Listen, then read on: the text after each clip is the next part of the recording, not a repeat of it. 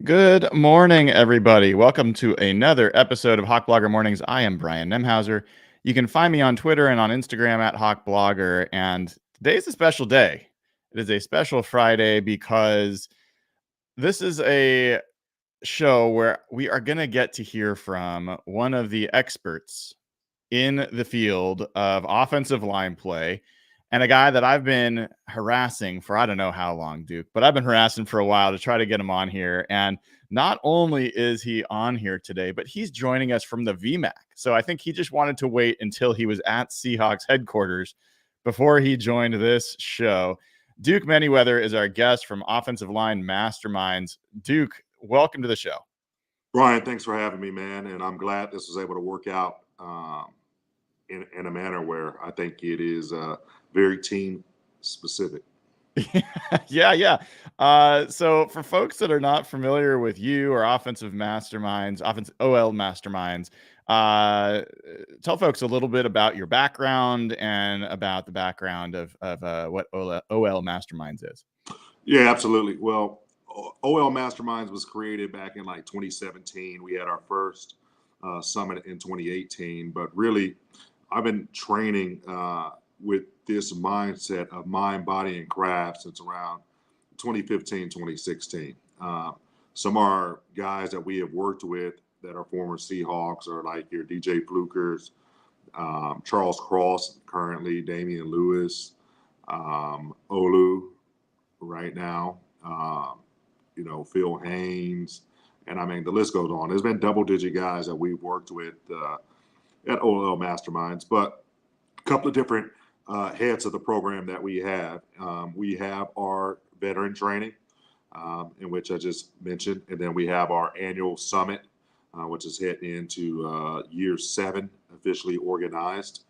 And then we have our rookie transition program, which is like a 10-week program that gets guys ready from college to the pros as they get ready for all-star games and as they get ready for the pre-draft process for the combine and all that type of stuff. And then we have our digital training app, OL Masterminds app, which is available on the Google Play Store or the Apple App Store. So again, our approach really is to, from a fan perspective, those that just want to know more about offensive line play, is to highlight and elevate the position is really what our goal there is. And then in terms of the actual tactical side, when we're talking about getting these guys ready, it's a holistic approach to development that is really from the ground up. And we want to really hone in on the mind, body, and craft. Duke, it feels like offensive line play has faced some real challenges as the games evolved. You've got college football playing a lot of spread offenses and air raid, and then you've got NFL with changes to rules where you're only having so many padded practices, and so I'm curious. One, do you agree? Do you sense that it's harder to be a great offensive lineman than it was before? So I guess I'll start there. That's a great question, and it goes back and forth. It's almost a chicken and egg conversation that really this thing is turned into. Is it the change in philosophy of offenses? Is it less practice time? What is it? Um, One thing that I can tell you is I think it's a combination of both. I think that with the the offense is gearing more towards schematic advantage, which is always about schematic advantage, but it's become more about the X's and O's versus the Larry and Joe's, as we like to say. That takes player development out of it. Even talking to some of these college guys coming out, it's amazing. The level of things that they don't know is really mind-boggling, so to speak. They Some of these guys don't have a global and universal concept of formations and defenses and pressure looks, and so it's like kind of reteaching those things. So I think that like when we get guys into that rookie transition program, I don't assume anything. Um, I teach like from day one in terms of verbiage, language, and it's a universal language because what I told them is like when you get in front of these teams, you need to be able to talk football from a mastery level of what you just came through. They don't expect you to have a mastery level of the NFL yet because you never played the snap, but they want to know that you have a mastery level of understanding of your college scheme. And so some of the guys don't even have that in terms of the verbiage. They've been given very little information a lot of times about their scheme, and so they know to do two things, but they don't know how to do that third and fourth thing if a defense gives them a different look. So I think practice time comes in to play with that. And then when we talk about the development standpoint, a lot of these players are being coached what to do schematic wise and the technique just specifically in that. So when you get that, you're getting guys that almost turn into robots. And what we know about robots is if there isn't enough machine learning or training different situations, you blue screen. And I think we're seeing that a lot. I think we're seeing that a lot, not only in college, but sometimes in the pros. But I think that the game is what it is. There's less practice time. There's probably going to be even less practice time. And these offenses are going to continue to delve around schematic advantage. So I think there needs to be a common ground with development. And I think there's ways to get reps in. I think kind of the things that I'm doing with the training that is incorporating getting these guys in similar looks in which we see on film and identify as areas for improvement, and then taking what they do very well and plugging that into those areas for improvement. I think there's a bridge that needs to be kind of laid between the training in the weight room and then like the development onto the field. I think there's a bridge that needs to be developed there that kind of expedites and really sometimes even helps to bridge the imbalances there. Because if you're not going to get the actual live practice reps, if you're not going to get those reps that are meaningful in terms of getting these guys in the fit, then you got to at least do a great job of identifying, all right, how do we get these guys better? All right, well, player A needs to get better at his backside cutoff. All right, is it that it's a technique issue? Is it that it's a hip mobility issue? What is it? Well, let's identify what that is. Let's get him more adductor training into the weight room. Let's get him more mobility in the weight room, and then let's plug that into the skill. So I think there's a way to go about to continue to develop these things. But I think it's going to take a really change of mindset and philosophy to do that. It can't just be your traditional, I'm in the weight room and then, coaches coach on the field. I think there's got to be really a lot of collaboration there that kind of bridges the gap. It's fascinating, Duke. A lot of interesting stuff in there. Hey, we started picking up some crackling on your audio just at the middle of what you were just saying. Can we have you maybe try to drop off and join back? I think it might just be a connection thing. Okay. Just drop off, come right back, and we'll get you back on. Okay, sounds good. Thank you, Duke. Yeah.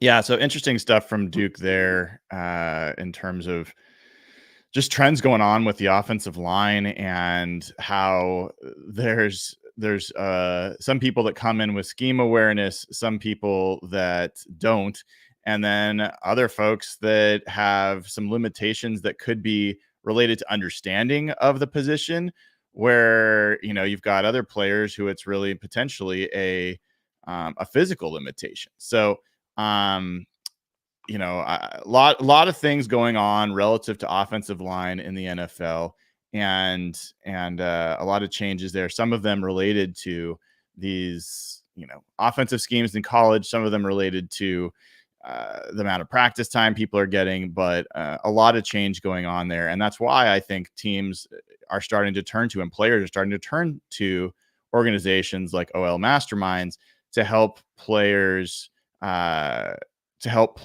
of get into their best selves. And the fact that Duke has some connection to some of the Seahawks offensive linemen, I think, is great, because we'll obviously get into that here once we get him back on the show as he tries to reconnect. And hopefully it clicks in here in a second. Right now we're just getting a black screen, but hopefully he will be able to rejoin here in a sec.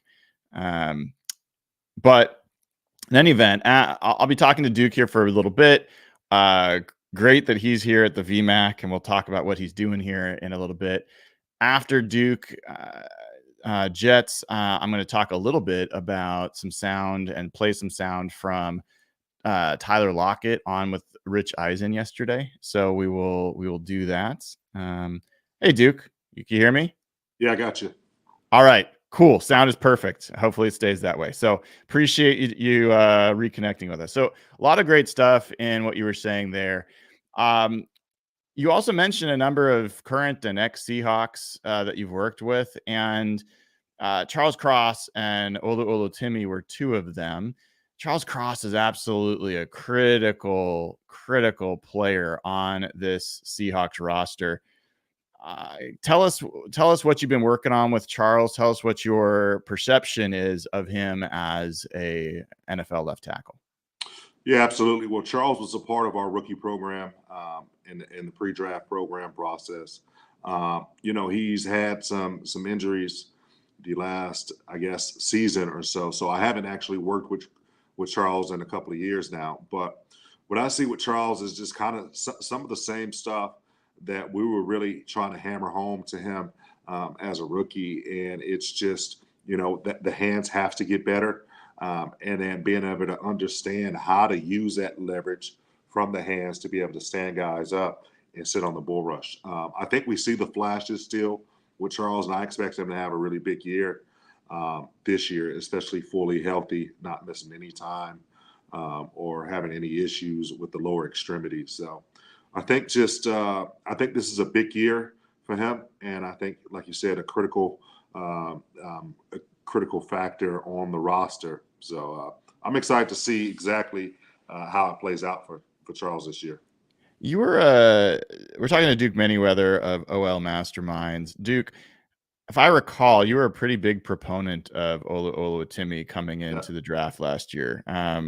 Talk to us a little bit about Olu. Yeah, I think that Olu's one of those guys that kind of flew under the radar last year during the draft.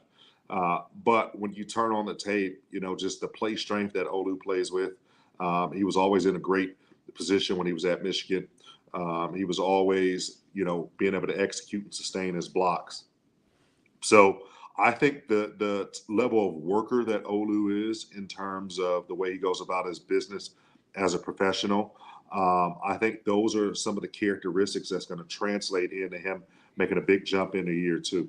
I would like to see him come into the building and snatch the position, so to speak. I want to see him be able to come in and really take command and understand the sense of urgency. They need him to be that guy in terms of being their starting center. I think from the mental aspect, it's just now taking that next leap of saying, okay, let's pair what we did last season as a rookie. He got some playing time in there.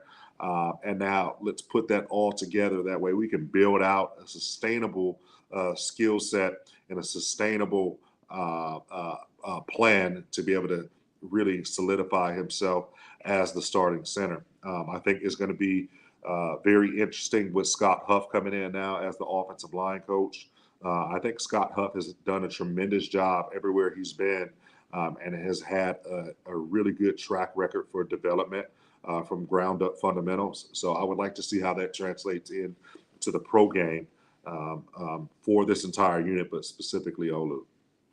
Yeah, it's interesting. You bring up Scott Huff. We had Ray Roberts on the show earlier this week, and he was singing Scott Huff's praises, talking about his connection with Howard Mudd, and also just that Scott Huff is really doing some teaching in the OTAs and practices that you just don't see as much in the NFL in terms of detailed hand placement and all this kind of stuff. So, yeah, I mean, I'm curious, have you watched any of Scott Huff's lines, picked up anything that you think is unique about his offensive lines or the way he coaches, either schematically or technique wise? Very detail oriented, both schematic and technique wise. I've seen him really kind of his last three stops where he's been. I don't think we'll count Alabama as a stop. Yeah, yeah, That was never anything official. But that's a layover maybe.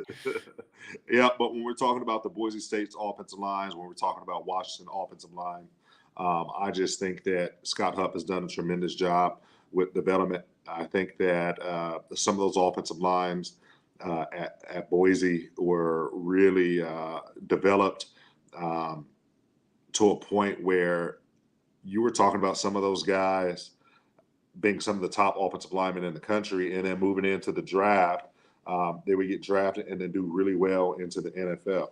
And I think that for a while, Boise wasn't getting your 5 stars. They weren't getting.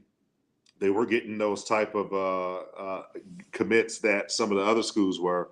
So there was some real coaching, teaching, and development that went on there.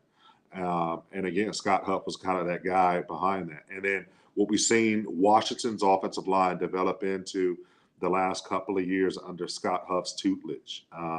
Just every single year, those guys got better. You saw the toughness, you saw the physicality, and then you saw the technique not dropping off with the toughness and physicality, because that's sometimes that you run into. You get these over physical units that when things hit the fan, sometimes the technique goes all out the window. So I think what you're going to get is, and this is just solely based upon what I know about Scott Huff and what he's done at the college level, I think you're still going to get offensive lines that are coached very thoroughly, schematic wise and technique wise. And so I'm excited to see how that translates into the pro game, because you're right. There's not a whole lot of offensive line coaches that take the time to really diligently develop at this level, believe it or not. Interesting. Well, the Seahawks spent 3 picks on offensive linemen this year. They drafted Yeah, Christian Haynes, they drafted Satoa Lomea, yeah. and then they drafted Mike Jarrell out of Findlay. I'm curious if you looked at any of those players, if you have any impressions of those guys when you were doing your draft evaluations. I really liked Christian Haynes. I thought he was a guy that was kind of like a plug and play type of guy. I thought that he was in the mode of like your Damian Lewis's, your Gabe Jacksons, and guys like that. So you lose those guys, but then you bring in a Christian Haynes, fan of his at UConn, hard nose in terms of finishing, really good in the run game, played with great leverage and pass protection, really good at reworking and re-leveraging his hands in pass pro. So I'm excited to see how he now fits into this offensive line unit. The other two guys I did not watch a whole lot of. Mm. So I think I saw a couple of clips of the kid from Findlay, and then I don't think I watched the other kid at all. Yeah. Yeah. Well, it's interesting. Part of why I brought those last two up is Ray Roberts had talked about Mike Jarrell as maybe looking a little tight in his hips. And when you were talking about some of the players you work with, and that, maybe there's uh, different exercises or things you can do to affect your hip mobility. I was kind of curious if is that the case? If somebody comes in and they got kind of stiff hips as an offensive lineman, is that kind of you can't do anything about it, or are there things that from a strength and conditioning or other things people can do to improve that part? It really depends. It depends. And everything that we do, we really start from on the tape. And then what I'll do is I'll evaluate the tape and I'll write down notes of what I think I see. And then from there, it really becomes getting guys in the building, putting them through some of our testing protocols, whether that's ball testing to kind of take a look at some of the asymmetries in the body, and then putting them through like our functional movement testing and screening, and seeing what that looks like. And so then we all kind of just combine it together. All right, here's what the tape says. Here's what the data says. Here's what we see with our eyes in terms of the movement. All right, let's see what we can do to fix it. So then we start to test and retest. And that's where the exercise prescription comes in. Because like you can't just continue to do drills and hope that this shit gets better. You have to find what the root cause is and then start to, prescribe different remedies for it. And in most cases, uh, structural things aside, there is typically a global system that you can work to get these guys to improve ankle mobility and hip mobility and things of that nature. And a lot of times it's just being strong or first being stable and strong in the necessary areas sometimes. And I think that oftentimes as a strength coach, we get so caught up in just numbers where we need to be strong, stable, and mobile, multi-plane, multi joint angles for it to really translate into skill.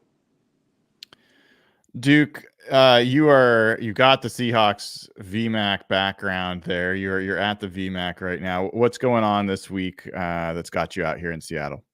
Yeah, absolutely. So the NFL and Nike have partnered to do these camps called 11 ons, where they really are about progressing the game.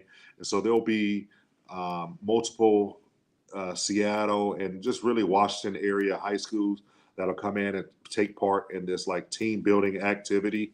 And so I'll be coaching up the offensive line at those high schools for the day, and then we'll put them through some competition, some evaluation. So we go really to each team. There's 32 of these, and so we'll hit 32 cities with this, and hopefully that who knows, man.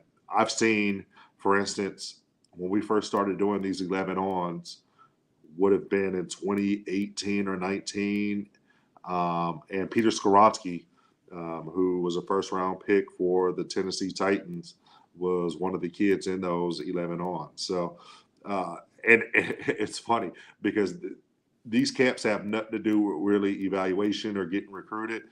But when I saw him warm up and I saw him take a pass set and I saw him get into a run block, I remember telling one of the other guys that I was working with, I was like, that kid's going to be a first round pick. He just looked different, and sure enough, Peter was. But so we're really excited, though, to continue to grow the game of football. The NFL and Nike has done a really great job, not just with the all 32 teams, but even abroad. I've gone to Germany, I've gone to London. I'm sure there's going to be stuff in Brazil to really grow the game of football, whether that's flag football, and then also just being all inclusive within that too. Like there's really great push and initiative to have the females involved as well, and there's some really good female athletes out there. And with the now flag football becoming a part of the Olympics, it's just, I think this game's going to continue to grow. And it doesn't matter whether it's tackle or it's flag. It's just, especially when we're talking about abroad, it's just introducing them to the game of American football and then letting them know that there's different alternatives out there, and it'll continue to flourish. That's cool to hear, and I'm curious if you think, the NBA right now, the percentage of top picks that are coming from Europe versus the US, keeps going up and up, and obviously you got Luca and all these other people in the finals. Do you expect that that's going to be a trend over the next 10, 20 years, that we'll start to see more international players either going to college in the US or even being just drafted out of a different country? I think definitely going to college in the U.S. because in order to be drafted, per se, there will need to be competitive football, like super competitive football and development and all those type of things that would go on in various markets abroad. But I have no doubt about it. There's the talent there. There's the body types there in terms of with traits and critical factors. It's just a matter of developing them and putting them into those positions where they can flourish and be seen. Duke, I know you're focused on the offensive line, but I got to ask you, because we're pretty excited here about our first round pick, Byron Murphy. Did you ever watch him in college? You ever get any eyes on him and how you'd evaluate him from trying to stop him as an offensive lineman? Yeah, he's a very explosive guy for University of Texas, and he pops out on tape. They had two really really good defensive tackles down at Texas. And he was a guy that was explosive, got on guys' edges a lot, really good with his hands, really dynamic. And I think that Sweat early on got a lot of attention, but Murphy was the more consistent player. So I think he'll fit really well in with the Seahawks culture. Awesome. Duke, tell folks where they can find you and anything that they should look for coming up from OL Masterminds. Yeah, absolutely, man. I'll tell you this: if you're a fan of offensive line play, if you want to learn more of offensive line play, it doesn't matter if you're just a casual fan. It doesn't matter if you're an aspiring scout, coach, or player. It doesn't matter if you're in the media. Download our app. Download and subscribe to the OL Masterminds app. It's available on Android and on iPhone. It's a wealth of knowledge there. There's conversations on there from Seahawks greats like Robbie Tobeck and Steve Hutchinson, who was a part of the Legends panel. I think we're going to have Walter Jones this year as well. So there's all kind of great things on that app that I would highly recommend. Be a part of your learning tools. But social media, we're very active on social media, either at OL Masterminds or OL Masterminds training. Those are really all the things that we're doing out there. Awesome. Folks, that is Duke Manyweather, one of the best in the biz on the offensive line, and joining us today from the VMAC, doing a camp for high school Northwest kids. So really appreciate you taking the time, Duke. I know you're traveling all around, and it's not easy to make time for this. So really appreciate you coming on the show. No problem, Brian. Talk soon. All right. Take care. That's Duke Manyweather of OL Masterminds, and a lot of great insights there from Duke. Hopefully you all enjoyed that as much as I did. I mean, this is a guy that there's certain people that are mass media. Everybody knows, everybody's heard of, but some of my favorite folks to bring in and talk to are the guys that those guys follow.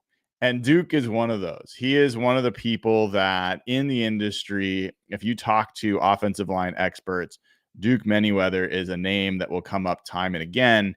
And that's part of why I wanted to talk to him. I know he was a big proponent of Oluwatimi in the pre-draft process last year and was really convinced the Seahawks got a 10-year starter in the 5th round when they drafted him. And obviously we talked with Ray Roberts earlier this week, and he's got some connections with Olu. And man, let's hope. I mean, if the Seahawks can have a anchor in the middle of that line, young in his 2nd season, from a preparation, professionalism, all that is, I think, off the charts with Olu. So I think you have to expect he's going to have done everything he is supposed to do to prepare himself as well as possible for this year.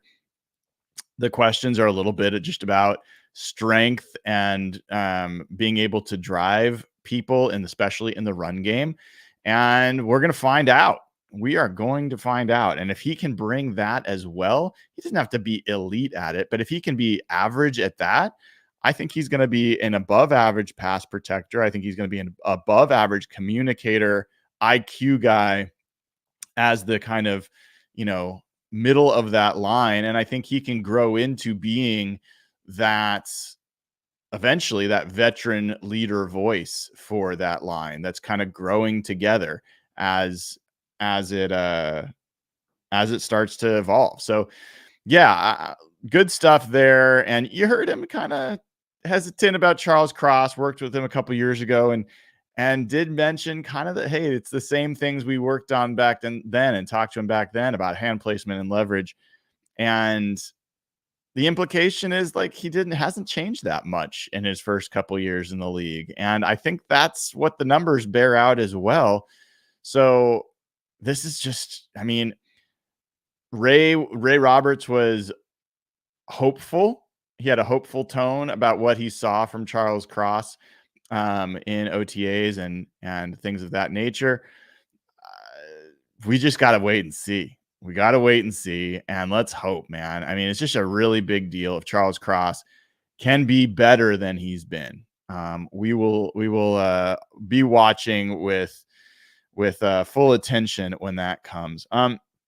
Before I play this, move on and play this Tyler Lockett sound from the Rich Eisen show, I was on this morning with Chuck and Buck on 93.3 KJR, and they wanted me to do a spotlight on Trey Brown. And I wanted to share here a couple of the insights that I dug up while I was prepping for that conversation. And it was cool. I was talking to Cody Alexander, who folks remember I've had on the show a couple of times from matchquarters.com. And I think a lot of folks saw the news that, or the I don't know if it's really news, but the information that PFF posted that Trey Brown was the number one graded press cover corner in the NFL last year. They had him at an 88.8 grade for press coverage. That was significantly higher than the next closest guy, who was at, I think it was Jamel Dean, was like 83. So if you remember PFF grades, 88.8, you're getting towards essentially all pro level coverage when you're in press cover, when you're doing press coverage for Trey Brown. But one of the things that was new info for me when I was doing the digging here was that the Seahawks were 12th in the NFL in percentage of defensive snaps when they were in press coverage. The Ravens, Mike McDonald's defense, was third. So they were behind only, I think, Kansas City and Buffalo, if I remember correctly. And I think that's of note that this is a coordinator that utilizes press coverage quite a bit. And to give you some idea, Cody gave me some additional data. I didn't share this on the radio, but I'll share it here. The Ravens defensive backs, Rock Ya-Sin, who's I think now a 49er, was 8th in the NFL in press coverage snaps. Marlon Humphreys was 13th, and Brandon Stevens was 16th. The Seahawks cornerbacks, Trey Brown was the highest at 29th, Reek Woolen at 33rd, and Devin Witherspoon at 82nd. So a lot more press coverage utilized by Mike McDonald. And I think that bodes well for a Trey Brown who is excellent in press coverage, as well as, obviously Reek Woolen is a terrific press corner as well. So I think that is more wood on the fire for this being a good defense for Trey Brown. The other thing that I brought up and I looked up there is that Trey Brown, I don't think this has been brought up before, but for the first 9 weeks of the season, he graded out as the 4th best cover corner in football. So over half the season, essentially, he was in the top 4 for cover corners. The last half of the season, he really fell off, and that opened the door for Michael Jackson to get some snaps, and Michael Jackson played better at the end of the year, and he did pretty well. But when I talked to Trey and did that interview with him, I think that it's a good sign that he brought up that he's bulked up. And when I looked at, pictures of Trey, I think I had one on the show yesterday. In fact, why don't I pull that up? I think I can grab it here. I'm gonna, let me just grab this one picture. Sorry. I will share this with you guys in 1 second. 1 second. Let me get this out of the way and let me share my screen. I think you can see how he is a little bit thicker than he was last year. So this is Trey Brown 22 over here on the right-hand side. Let me add that to the stage so you can see. It's probably easier to see all the guys this way, but it's a good view of Trey Brown here. And if you just look at those thighs, and you look at the arms, I think Trey is built this year for increased contact. I think he's got to improve on his run defense. He mentioned that. And I think that's going to also help him endure the season. This is Reek over here. And again, we talked about him kind of increasing his muscle mass. And I think you can see that here as well. I love this picture in general. These three guys are going to figure, I think, really big in the Seahawks plans for this season. All right, so let me go ahead and play some sound from Tyler Lockett on with Rich Eisen yesterday. There was a couple different sounds, and the first, I think there's more of the sound that went around about the structure. Well, we're going to play that in a little bit, but I wanted to play this sound, which is Tyler Lockett talking about Ryan Grubb and his offense. So hopefully you guys can hear this, but this is Rich Eisen talking to Tyler Lockett, asking specifically about what does he think you're going to see this year from the Seahawks offense, Ryan Grubb's offense. And here's Tyler Lockett. I think our offense is going to be explosive. I think the crazy part about the offense is just how much information that we got to learn and how much we all got to just make sure that we're on the same page. I think Grubbs is really, really smart.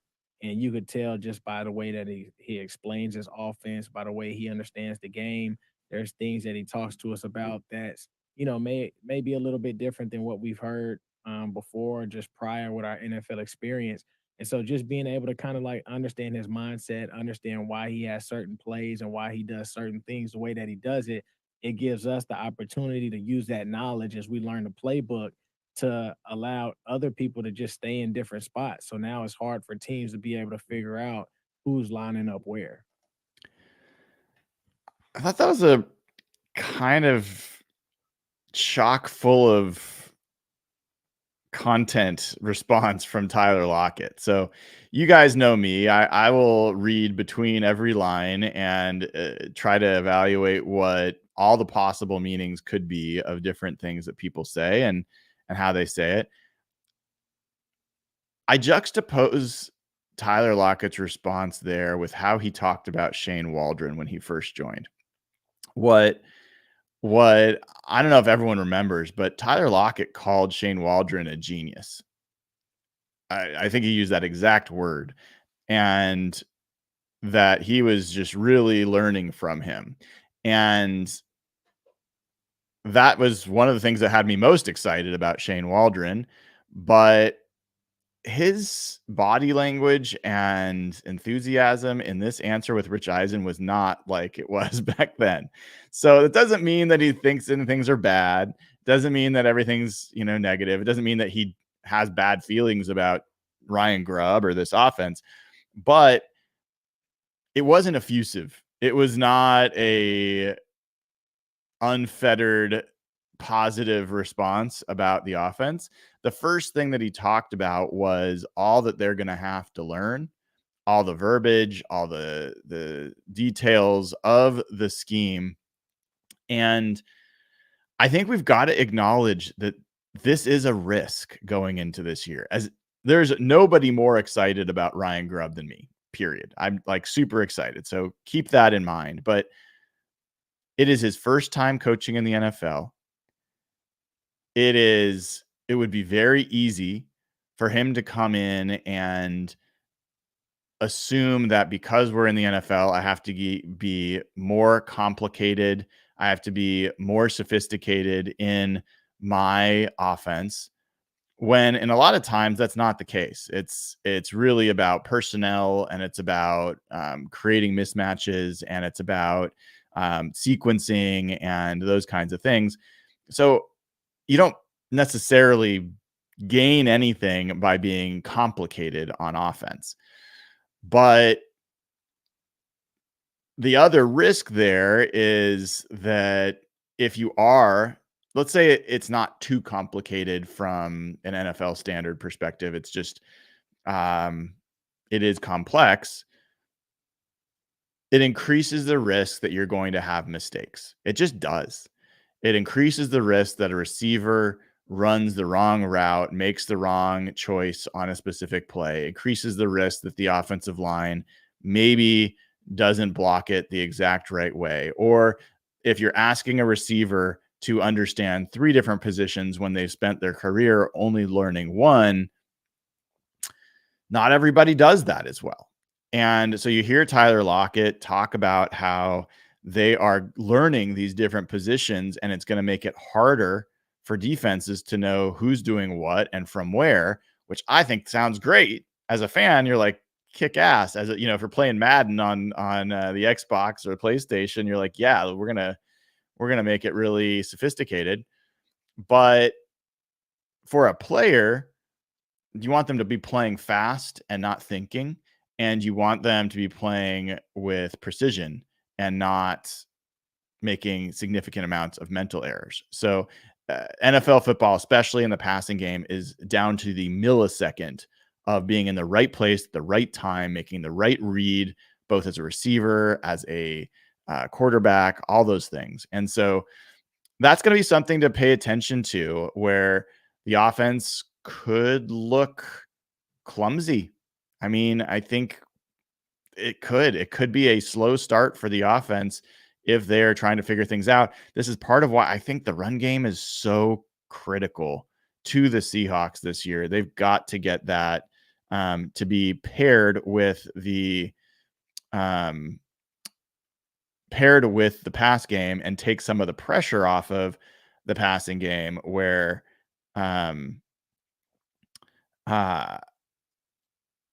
where I think Gino and crew were really shouldering the whole burden. So this next clip is Rich Eisen asking Tyler Lockett about what kind of expectations there are for the Seahawks this year. And here is Tyler Lockett's answer. Expectation level. I mean, I think everybody's expectation is to win a Super Bowl. I think, that's why everybody plays, is they want to be that last team standing.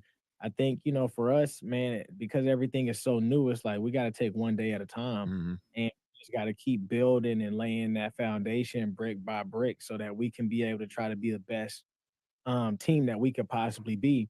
Obviously, you can't win the Super Bowl at the beginning of the season, and you can't win the Super Bowl at the end of the season. You got to be able to win the Super Bowl by winning one game at a time. So I think for us, we just got to be able to focus on being 1-0 each and every game, and that gives us the best shot to win a Super Bowl. So I think that's the biggest thing, man. When you think about that and you think about expectation, is I think we want to be one of the fastest teams on the field. We want to be explosive. We want to be able to hit people and be physical. And I think we're starting to see that in OTAs even now as we speak. Catch the So that's Tyler Lockett talking about the Super Bowls and wanting to, that's his expectation, which is great. I thought that Tyler's kind of an interesting dude in that, you can't quite be sure what, like, he's so monotone, you don't really can't really tell what is, like, what's just him regurgitating what he knows he's supposed to say versus what he really believes. I didn't quite buy that. I mean, the Super Bowl, I think he was saying that kind of obligatory. I don't know, that maybe it's just me, but I just don't know if I can buy that. This next sound that I wanted to play from Tyler was this conversation he had about structure, and it's kind of a winding path. So I'm going to try to find I'm trying to find different parts of this that are more interesting. Let's see here. Let's see. I might have to play. Let's see if I can get this for you guys and see if it excuse me, if this makes sense. So here we go. This is Tyler Lockett talking about when he says that Mike Macdonald's bringing more structure to the Seahawks. What does that mean? He gave you that might not ordinarily now be there anymore. Well, I mean, when I say freedom, I mean, like, I come from Kansas State, where Bill Snyder kind of had like a military style. And now all of a sudden I go to Seattle and it's more of like, hey, like, I want you to be who you are. If you don't talk, you don't have to talk. I just want you to be able to be at your best. If you're going to joke around all day, you can joke around all day. We're not going to hold you to a standard of where we think every single guy should be. We want you to show us who you are on the field, off the field, and we want to give you enough space and enough grace to be able to be that player. So if you talk trash, go talk trash. We're not going to stop you. That's kind of what I mean by that type of freedom. And what it did was it made people who comes in on our team, they think, oh, because we got this much freedom, it's gonna be like this, but then they not on the team. Why? Because you gotta have that self-motivation and you gotta be able to like push yourself and you gotta do all these different types of things. And if you're not strong as an individual and have that mentality that I got that grit within myself, I don't need anybody to help me, then it's gonna be tough for you to be here. That is a pretty powerful articulation of life under Pete Carroll. So I framed the quote here from Tyler as being about Mike Macdonald's structure, but he was juxtaposing Pete Carroll's culture with Bill Snyder, who was at Kansas State, where Tyler went to school, and he talked about the military-like structure. And the juxtaposition was really Pete Carroll's regime said, hey, whatever you are, whoever you are, you can be that here. We're going to let you fly that flag, whatever it is. But the really important thing that Tyler's talking about there is in that kind of environment, the people that thrive are ones that have innate natural drive, discipline, ambition, talent to make themselves great and to be great and for the team to be great. If you don't have that natural drive, that natural ambition, that natural discipline and rigor, then the coaching staff isn't going to infuse it into you and you'll be gone. And I think that we saw that a lot. I mean, does anyone doubt that Doug Baldwin or Richard Sherman had natural drive and instinct to be who they became? Does anyone doubt that Earl Thomas, Russell Wilson, Marshawn Lynch, that they lacked that like innate drive to be great? Of course not. Of course not. Like that. Part of what made that team great was that Pete created the freedom for these guys to be whoever they were. So it didn't become a conflict in that way. But they were on a mission for themselves to prove something for themselves. And I think that part of what we saw in the second half of Pete Carroll's tenure is there just weren't as many players that had both the talent and the drive to do that. And so you get a little bit,